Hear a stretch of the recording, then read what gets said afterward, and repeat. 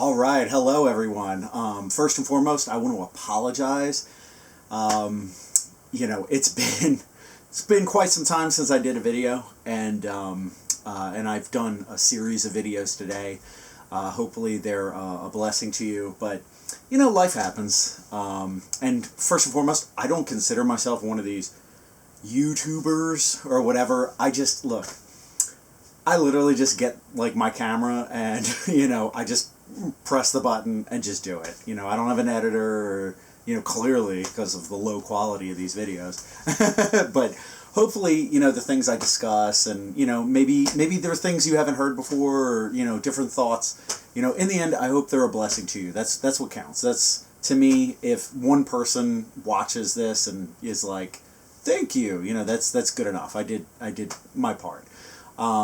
But I do want to give out a huge thank you to the folks that have been, not only viewing the videos, but writing comments, providing, feedback, questions, and everything. And sure, there's been some bad apples here and there that have said some, not so nice things, but, the vast majority have been pretty awesome.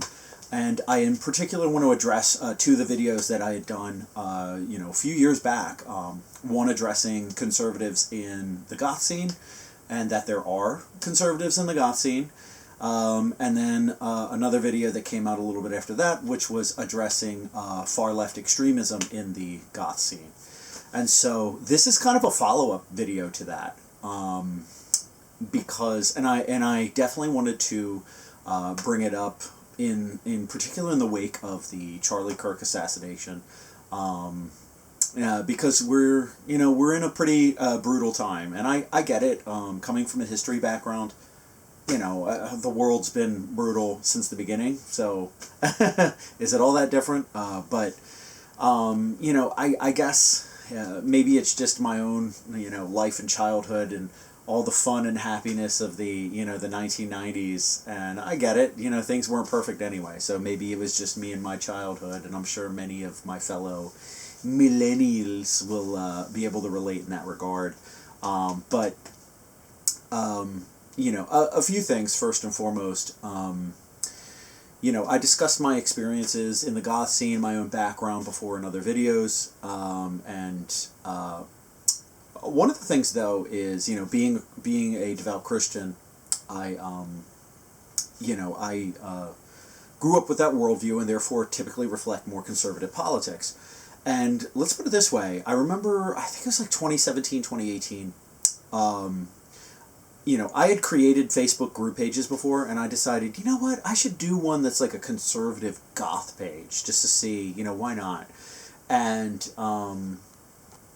I was like, well, I got to check and see if there is one, because I'm not going to make one if there already is one. And believe it or not, there was one.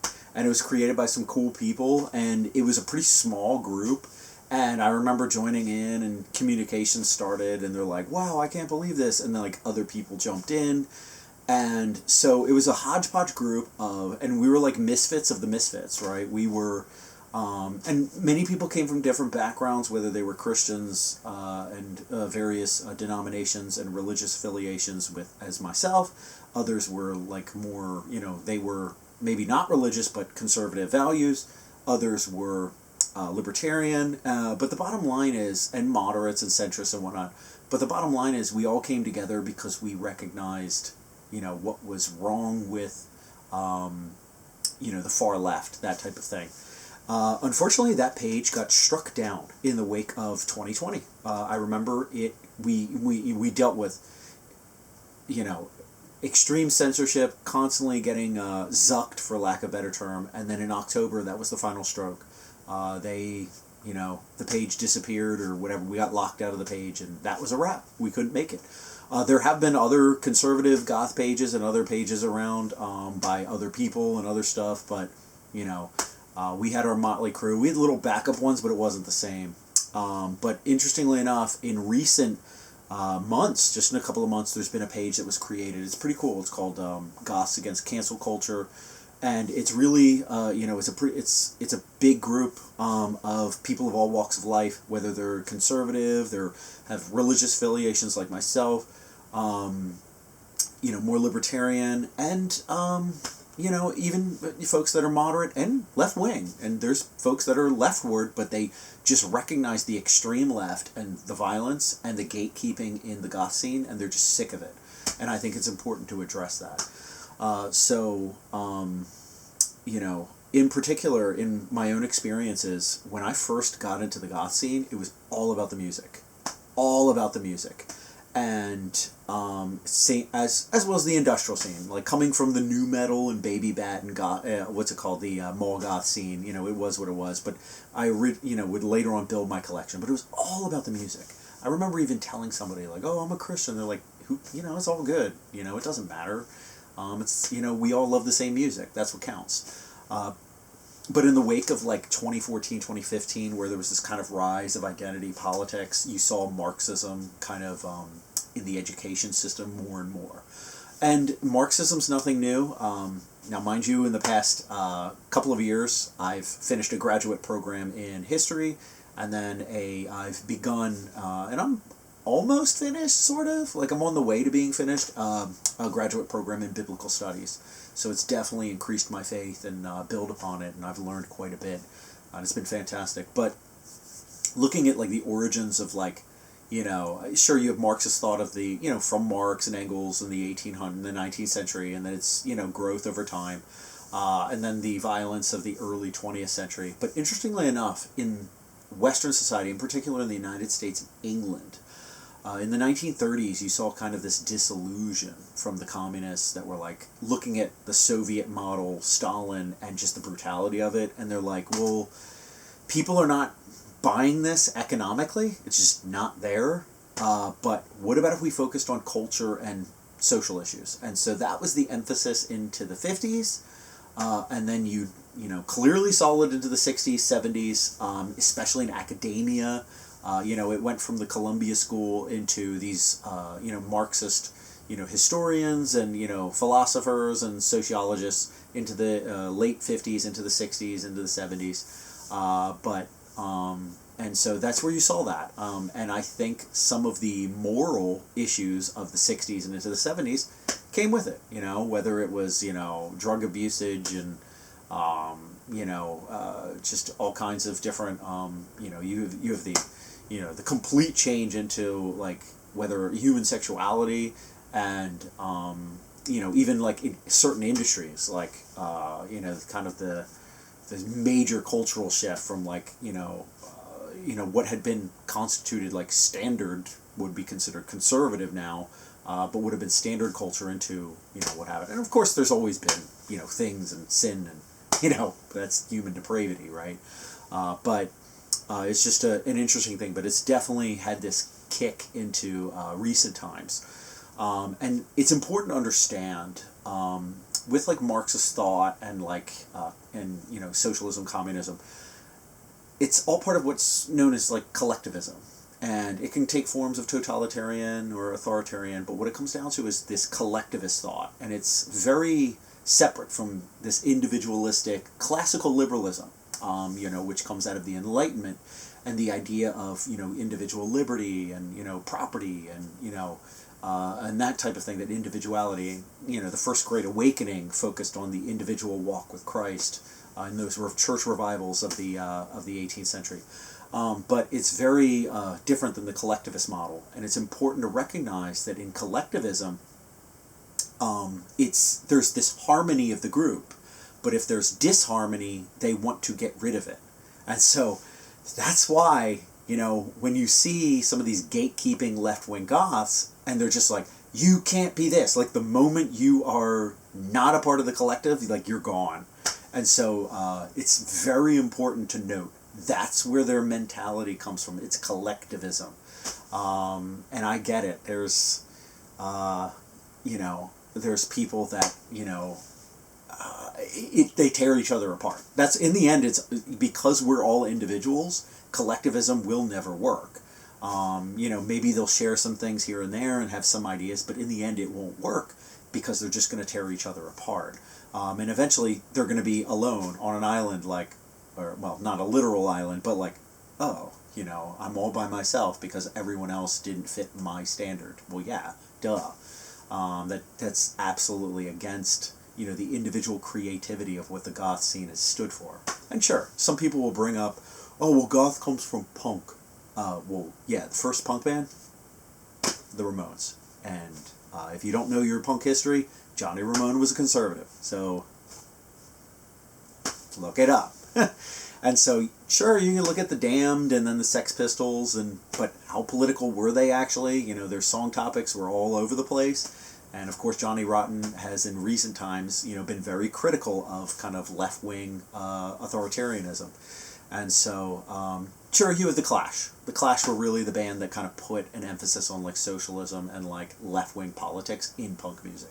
But by then, Bauhaus and, Susie and the Banshees, these bands were, like, they were young, these musicians were gathering together, but their focus was more on, in particular, Bauhaus, right? The first goth song is going to be Bela Lugosi's Dead, right? It is a focus on the macabre, horror, right? Romance, right? With The Cure and other bands. It's a variety of topics. Anything went, right? They talk about whatever. But this focus on horror and the macabre and Gothic, what constitutes would be Gothic literature, and the aesthetic was influenced by the Hammer horror films and that type of thing. It was all this separate culture, right? And into the post-punk goth, into the early, very late 70s, 79 into 80, and whatnot, into the early 80s.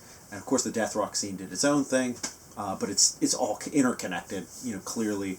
Death rock, out of California, Christian Death, Community, FK, and 45 Grave, they were more in punk, more of an emphasis on the riffage instead of melody-driven. But it's still there, they're such similar cousins when it comes to death rock and goth rock. But the bottom line is, right, all about this individual creativity. And so, since when did we, stifle that? You know what I mean? It doesn't fit in this this very emphasis on the individual creativeness, the artisticness of it all. And so all these silly YouTubers and whatever, the Instagram and TikTok, and I see them, and it's all these youngsters, and they're just you can't be alternative and conservative, and you can't be goth and conservative or blah blah blah and vote this way. Yeah, who are you? And first and foremost, if you check their pages, they don't actually follow real goth rock bands. It's not first wave Bauhaus, Fields of the Nephilim, Susie, Skeletal Family, and then the Batcave stuff like Specimen, Alien Sex Fiend, all those cool bands. They don't follow those. They don't like the second wave, Rosetta Stone, the Nosferatu, Incubus, Succubus, Die Laughing, and then getting into, the House of Usher and Still Patient, all these awesome bands, Age of Heaven.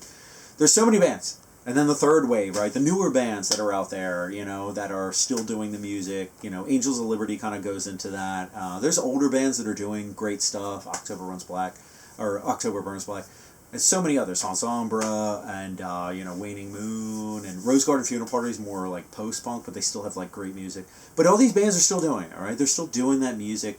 But it's always been this music-based subculture. So these silly people out there that are trying to tell you what you can and can't believe as far as your worldview, no, shush. Not acceptable. You can't gatekeep that. I've been around, for longer than them, for most of them, but no.